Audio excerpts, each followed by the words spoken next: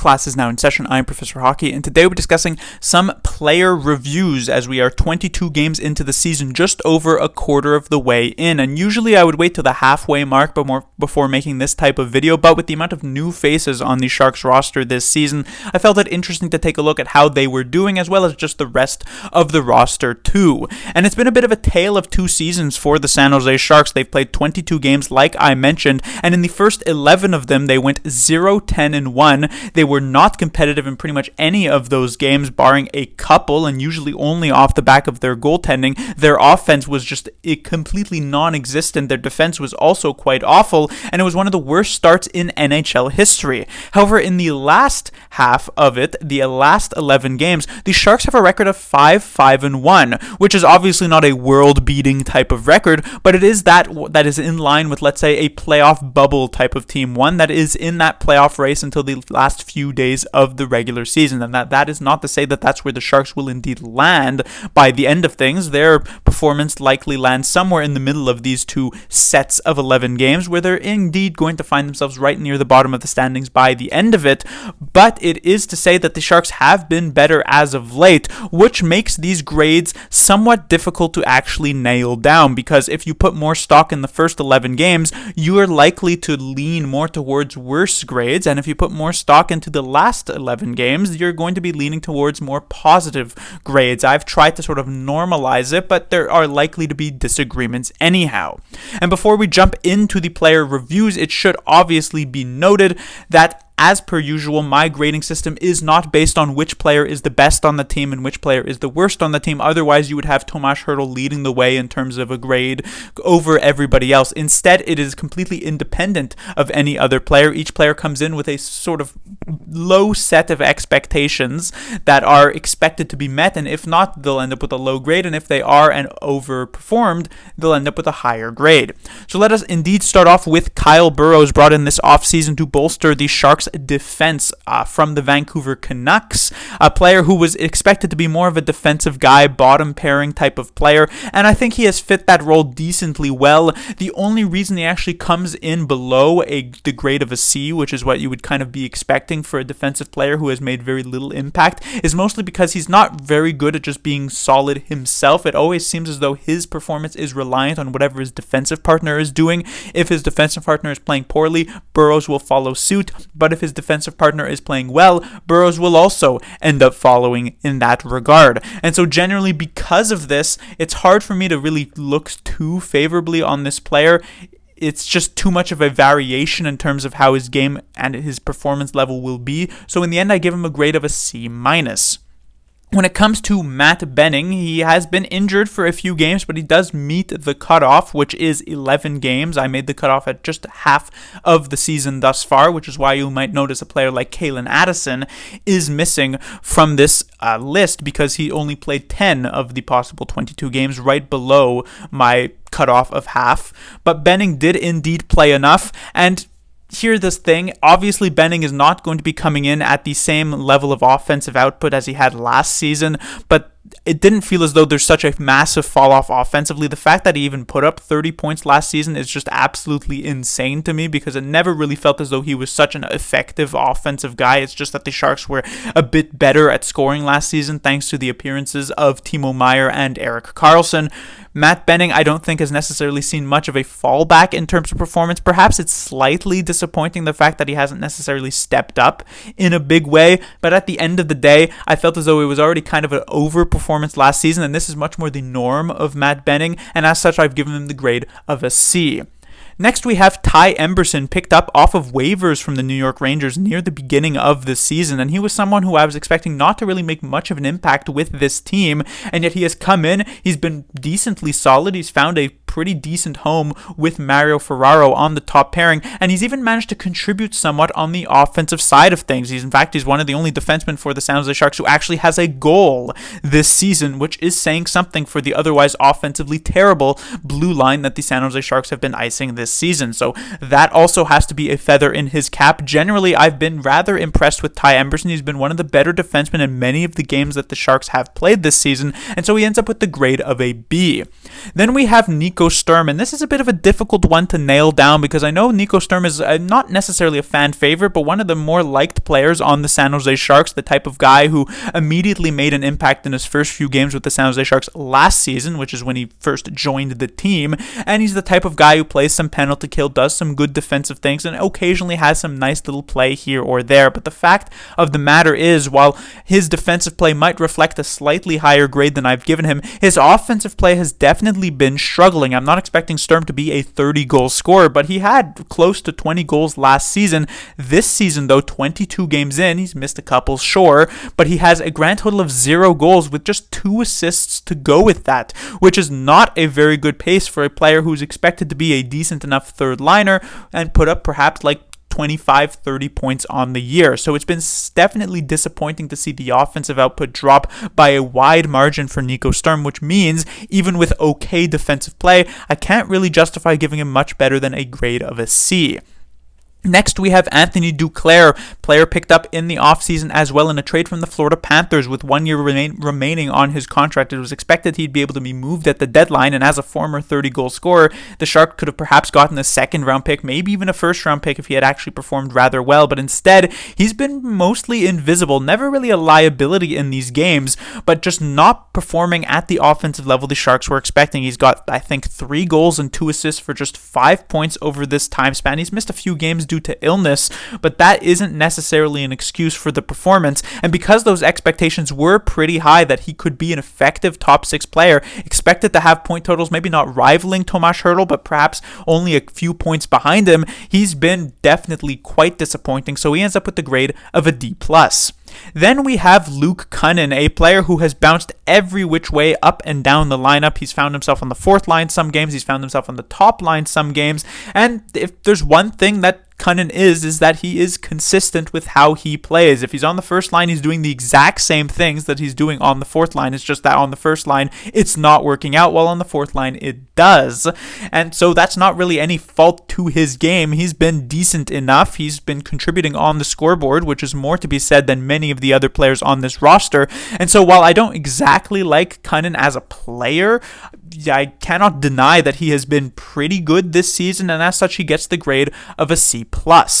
And then we have Filip Zadina, another new acquisition for the San Jose Sharks, a player who didn't necessarily come with the same level of expectations as Anthony Duclair, but someone who the Sharks were hoping could make at least somewhat of an impact with the team as a change of scenery from the Detroit Red Wings, a former very high first round draft pick for that team. It just hasn't really gotten off the ground. He has a couple of goals here or there, but it feels as though out of the amount of games that he has played, he's made an impact in like 2 of them, which is just not a high enough percentage. Otherwise, he's just practically invisible, even more so than Anthony Duclair. He's dropped off from the first line to now just being like a third liner for the San Jose Sharks and part of a pretty ineffective third line most of the time. And so Zadina's definitely been rather disappointing, so he indeed joins Duclair with the grade of a D+. Then, of course, we have Fabian Zetterlund, who has just been the absolute turnaround of the season, I would say, after a disastrous outing with the San Jose Sharks when he was acquired in the Timo Meier trade last season. He has seemingly just had the off season of the century for himself and is looking like one of the Sharks' more effective forwards thus far this season. Much better shot, actually has a competitive NHL shot this season compared to last, where it was just pathetic to watch. Is reading plays a lot better, the higher hockey IQ is there, and he's just fitting in with the team exceptionally well. Even during the first few games of the season where the Sharks were really, really awful, Zetterlund was one of the very, very few bright spots on the roster, and so he must be given a high grade for that. And in the end of the day, because of the fact that he's tied for the team lead in terms of goal scoring, he ends up with an A-. Next, we have Ryan Carpenter, who has played a large chunk of games with the San Jose Sharks this season, pretty much entirely on the 4th line, and he's done a relatively admirable job. As of late, he hasn't really been all that effective at all, but when he was first called up, he did have a couple of good games, which is definitely outperforming expectations, which were that I didn't think he'd play at all this season, if not maybe a couple of games here or there. And so, at the end of the day, Carpenter gets a C+. Then we have Mackenzie Blackwood, new goaltender brought in with the San Jose Sharks, a player who had been with the New Jersey Devils for the short part of his career thus far. Started off very well, then the past couple of seasons have been very, very bad, and so he gets a new opportunity with the San Jose Sharks. And unlike Zadina, who doesn't really live up to that change of scenery type of situation, Blackwood has been doing very, very well with the Sharks. Obviously, his stats aren't going to look amazing because of how bad the Sharks defense was in front of him, especially early on in the season. A couple of those 10-goal games not really going to help out the statistics. But when you take a look at sort of a deeper look at the more advanced level statistics, you see that he's quite good. He's been saving more goals than expected for himself, and he's been keeping the Sharks alive in many, many games. During that first 11-game stretch where the Sharks were so terrible and couldn't even win a single game, he was one of the reasons why the Sharks were almost able to edge out one. Look at that Colorado game right at the beginning of the season. For 59 minutes, he held out on a 1-0 Sharks lead before it finally got tied and the Sharks would eventually lose in shootout. So great season for Blackwood. He gets an A-. Kakkonen, a goaltender who was already with the roster thus far this season and was an absolute failure for the Sharks last year. In fact, I gave him an F on the season, has been so much better this season. Obviously, like with Blackwood, the stats are not going to reflect this, but if you take a look at the more advanced stats, he has also been saving more goals than expected. Not much more, but it is definitely a very big improvement, and because of my expectations being so low for Kakkonen, especially with the terrible defense in front of him, and yet he's actually been playing decently well. While he's not at the level of Blackwood, he does still get a pretty good grade of a B. Then we have Mario Ferraro, a player who has been pretty disappointing in the last couple of seasons for the San Jose Sharks after having a strong early showing with the Sharks as a rookie and sophomore type of player. This season, I do think he has been better, but it is a tough spot. He's the number one defenseman on a really, really bad team, and so his, plus minus is going to be really bad. He's going to be on the ice for many of those goals against when facing off against opponents' teams' top competition. It's just generally a bit of an awkward spot for Ferraro, but I do think just looking at how he has played, he's been a bit better than expected, and as such, I'll give him a C+. Then we have Marc-Edouard Vlasic, and pretty much as expected through most of the games this season, Vlasic has been quite bad, but I don't want to give him a C just because I'm expecting him to be bad. I do still have to sort of, point out that he has been really awful for many of those games that he has played, and he's not really deserving to even be in the NHL more or less at this point on a consistent basis, and as such, he gets the grade of a D. And then we have Tomas Hertl. This might be a slightly more controversial ranking, but when it comes to Hertl, he has been very, very good over these last few games, enough to probably get like an A-, maybe even an A, but through the first 11 games of the season, while he was still occasionally putting up a point here or there, my expectations were much higher than what Hertl was actually living up to, and so it kind of ends up balancing each other out. If Hertl does continue to play at this current level of the last few games, by the time we reach the halfway mark, his grade will jump up to that A- or to that A, but right now, those first few games were just not really good, and so he still gets a good grade, but maybe not a great grade of a B+. Then we move on to Giovanni Smith. Now, I actually had some decent hope for Smith during the preseason. He was looking quite good in those very few games that he did play, but jumping into it, he kind of has settled into a very ineffective, kind of invisible but okay performance of a fourth liner. Didn't really have that same slight highs as Ryan Carpenter did to edge out the plus next to his grade, so he just ends up with a very basic C. Then we have Kevin Labanc, and it's hard to necessarily put a ton of fault with Kevin Labanc. Obviously, he definitely could be better in the shifts that he does get, but it's just a bit of an awkward position that the Sharks have been putting onto him for not just this season, but each of the past few seasons through different coaching staffs. He's just a player who seemingly doesn't play the right way when it comes to an NHL coach perspective. It's definitely the type of player who needs a new environment, a new change of scenery. This is the final year of Labanc's contract. He'll likely end up somewhere else next season, and maybe he'll be able to thrive there, but currently he's not really doing much with the Sharks, and so he ends up with a C-.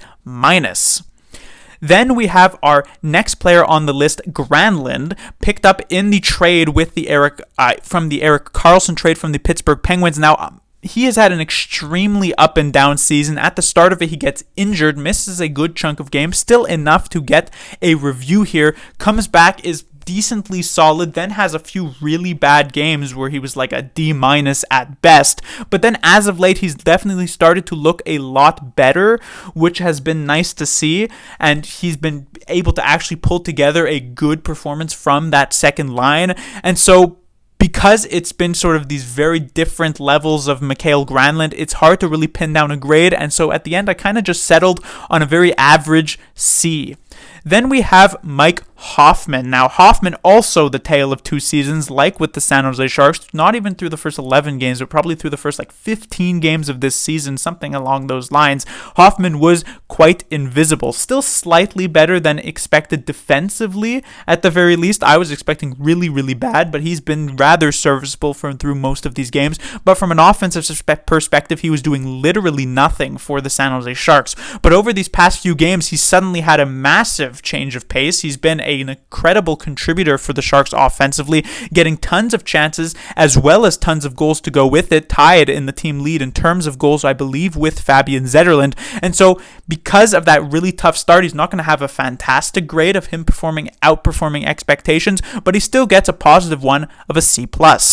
Then, of course, we have William Eklund, the not rookie, but the young player on this roster, has obviously had a short leash from David Quinn, who has been very quick to send him down the lineup, to bench him in certain situations based on mistakes that he has made. But I feel as though William Eklund has done a very good job thus far this season. Obviously, there may be some people out there who are expecting more of an offensive output from Eklund, but it's a difficult spot that he finds himself in. Not only at the beginning of the season was he playing with less great players, finding himself with Granlund, who wasn't playing particularly well, or Luke Cunnin, who's not exactly a play driver on a line.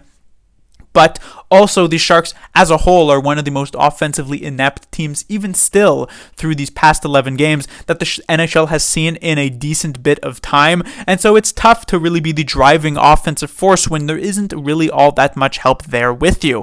Eklund still has a pretty respectable 8 points through these 22 games of the season, which is really not bad for a player playing their first NHL season and on such a terrible offensive team. And so I will still give him the grade of a B+. He's been quite good, outperforming from a defensive standpoint. I've liked him on the penalty kill. He has some creativity. Obviously, a few games here or there where he doesn't really do much of anything, but more often than not, he's one of the better Sharks forwards on the team, so he does get this B+. Then we have Okhotyuk, who actually I was surprised to see meet the games played requirement for me. I didn't think he actually played more than 11 games. Okhotyuk has been definitely somewhat of a surprise thus far this season, picked up in the Timo Meier trade, a name that I didn't really put much stock into because, you were looking more so at the first round picks, Zetterlund, even Andreas Johnsson, of course, Shakir Mukhamadullin. He seemed to just be kind of a throw-in at that point, but he ends up making it to the NHL this season. From an offensive standpoint, he's definitely been a surprise, jumping up into the play, trying to be aggressive there. From a defensive standpoint, while of course I've liked his physicality, he's a big body, he's difficult to move around, he also is a turnover machine, I have noticed in these past few games, and defensively not fantastic, but like I mentioned in my previous review, I am kind of biased towards that offensive play thus far this season because the Sharks have had literally none of that from this blue line. So because Okhotyuk, my expectations were so low for him, and from an offensive standpoint, he's been doing some pretty decent things, he ends up with a C+. And then finally we have Jan Ruda, picked up also in the off seasons. My expectations, unlike with Kyle Burrows, where they're not particularly high, I thought Ruda could end up being a bit of a leader on the back end for the San Jose Sharks as a player with multiple Stanley Cup appearances under his belt. I thought he could definitely be maybe not Ferraro level, but right below him as like the second or third best defenseman on this team, and he's been nowhere near that. He's been worse than many of the other players the Sharks have been icing on a consistent basis.